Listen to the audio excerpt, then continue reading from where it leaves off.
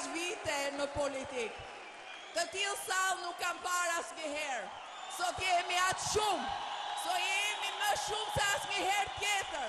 Me entuziast se asnjëherë tjetër. Me besimtar se asnjëherë tjetër.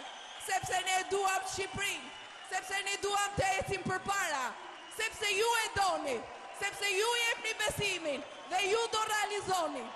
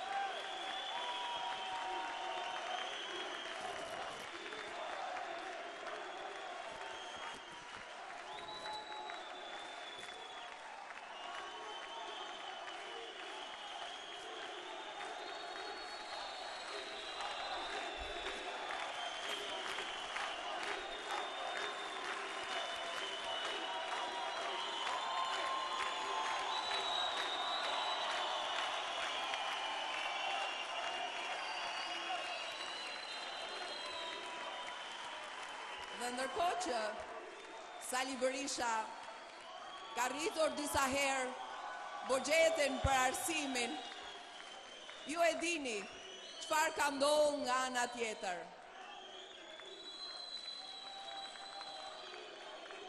Ai nga ana tjetër, në çdo rast, i thote studentëve jo, i thote mësuesve jo.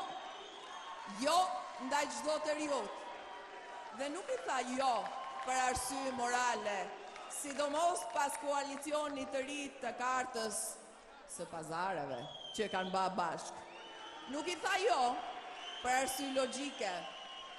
Jo, i tha jo sepse personi vetëm për të cilin shqetësohet është vetëm vetja e tij. Puna vetme që shqetëson është puna e tij dhe vetmja ardhme për të cilën shqetësohet është vetja e tij, për të marrë paktën Partinë Socialiste, se gjatë tjetër nuk ka. Por kjo nuk është e gjitha. Rama nuk është se thjesht ka votuar kundër çdo ligji e çdo reforme në shkolla dhe universitete. Jo vetëm ka votuar kundër çdo buxheti të arsimit çdo vit e 2 herë në vit. Ai në tërësi kundërshton, sulmon arsimin, studentët, të rinjt, mësuesit, pedagogët. Ai nuk ka ngurru kur që të ofendoj të gjithë sistemin arsimor. Deri dje.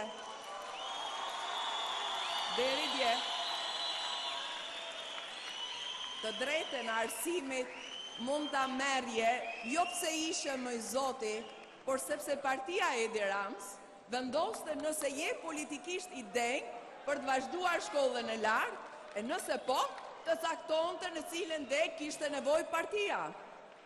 Ne nuk i kthehemi dhe nuk do të lejojmë kur që t'i kthehemi këtyre ideve të dështuara që mbajtën peng rinin shqiptare. Ne ecim përpara. Dhe jo vetëm që ky nuk e respekton edukimin që jo ndiqni, për ai nuk ka as kurajon të thotë të vërtetën mbi të. Ai thotë se analfabetizmi është rritur me 10% në 8 vitet e fundit. Ju duket çudi, keni drejt. Po, kështu thot ai, se analfabetizmi pas ka qenë 5% në 2005, në u ba 10% në 2009 dhe 15% sot. Kjo është panoramë e vendeve të botës së tretë, jo Shqipëri sotme. Me një aritmetik të thjeshtë, duke marrë vetëm, pritni, ju lutem, me një aritmetik të thjeshtë, duke marrë vetëm Facebook-un, me të dhënat publike që çdo njeri që merret me politikë, sot e di, vetëm Sali Berisha komunikon çdo ditë në Facebook me mbi 550.000 miq, përdorues e pëlqyes të faqes së tij. Ta sigurisht nuk mund të jenë pensionist për të njëjtën arsye nuk mund të jenë as fëmijë në moshën 14 vjeç. Këta janë të ri, jeni ju që komunikojnë çdo ditë me kryeministrin e tyre në internet, nga çdo cep i Shqipërisë. Madje në pjesën më të madhe të tyre direkt nga celulari, telefoni celular që kanë në xhep nga mobajli. Kjo është Shqipëria sotme. Kjo është Shqipëria që ka pas Sali Berisha.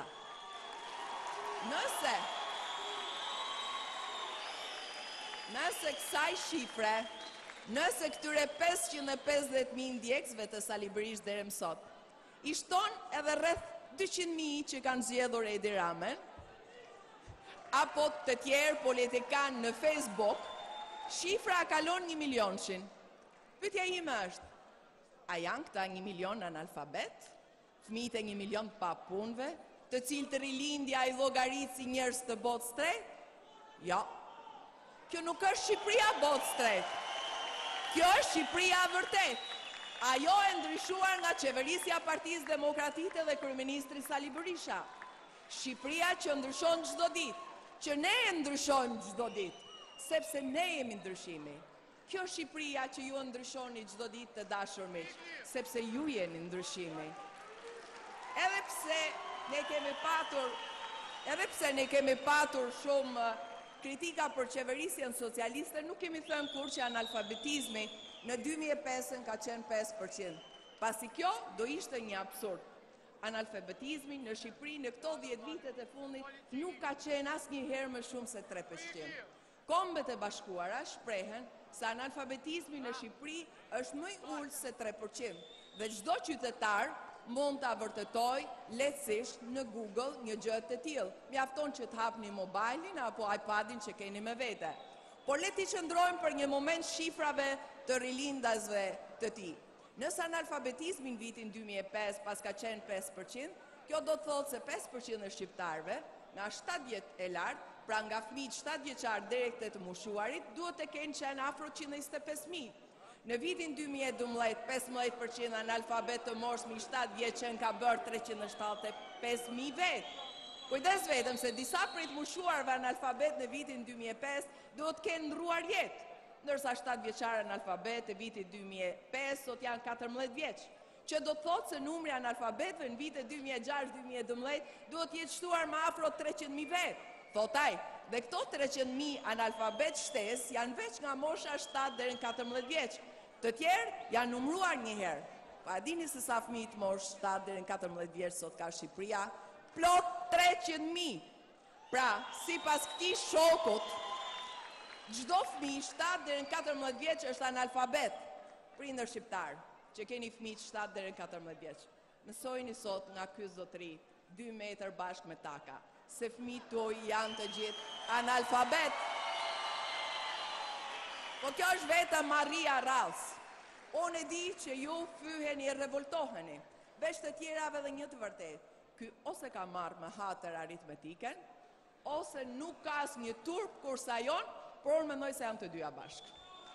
Mendoni tani se ç'është në gjendje të bëjë një njeri i tillë me përgjegjësitë e karrikës shtetërore. Dhe kjo nuk është e gjitha. Ky shoku vazhdon me sajetësat, imagjinatën e dështimeve.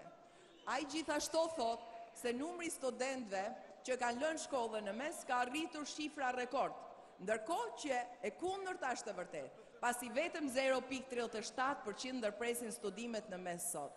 Ky nxjerr nga goja shifra të tilla, pasi mendon se nëse njerëzia beson se rinia po dështon, atëherë ato mendojnë se Shqipëria po dështon dhe kështu ai fiton.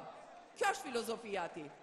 Në këtë mënyrë, ky nuk ka respekt as për mundin dhe as për djersën e trive, as të prindërve të tyre. Ai di vetëm të shkatroj çdo gjë. Po ju jeni gjenerata më talentuar, më inteligjente, më motivuar. E ne besojmë se rinia, ju, bashkëmoshatar tuaj, meritojnë zgjedhje pa kufi, sepse kur ju keni zgjidhje, ju mund të konkurroni si çdo i ri evropian. Themeli i çdo shteti është edukimi i trive. Dhe ju na keni provu këtë fakt. Ju po diplomoni nga shkollat e mesme nivelin më të lartë historik. është trefishu numri diplomorëve nga universitetet, afërsisht 40% e trive kanë ndjekur shkolla profesionale. Ju po hapni bizneset tuaja, ju po ngrini shkallat e karrierës, në financë, në shtet, në art, në ICT, në turizëm, në energji, në sport dhe kudo. Po i shërbeni komuniteteve tuaja si mësues, si infermier dhe doktor. Po ndërtoni karriera për cilat edhe ne jemi shumë krenarë. Ju meritoni edukimin më të mirë të mundshëm, mundësit më të mira në jetë, dhe nuk do lejojmë as kënd as një herë që YouTube bëhet në herë pengesë. Unë e di që 23 qershor, ju që jeni kaq shumë, ju që besoni të Europa, ju që besoni të Shqipëria zhvilluar, ju që doni jetën, ju që doni vendin, ju që doni flamurin, do votoni për ndryshimin, sepse ju jeni ndryshimi. Ju do votoni për një Shqipëri të zhvilluar europiane, sepse ju jeni ardhmja, ju jeni ajo që ne besojmë, ju jeni ëndra jonë, ju jeni premtimi jonë, ëndra ju është premtimi jonë. Ndaj, unë duat ju falënderoj me zemër, se cilin prej jush jeni këto, motrat e vëllezërit të tuaj, komshit dhe shok që e kanë pasur pa mundur me qenë të pranishme në këtë sallë sot. Faleminderit për mbështetjen tuaj paraprake, faleminderit për entuziazmin tuaj, faleminderit për mbështetjen tuaj, faleminderit për frymëzimin, për besimin, për ëndrrin që na injektoni.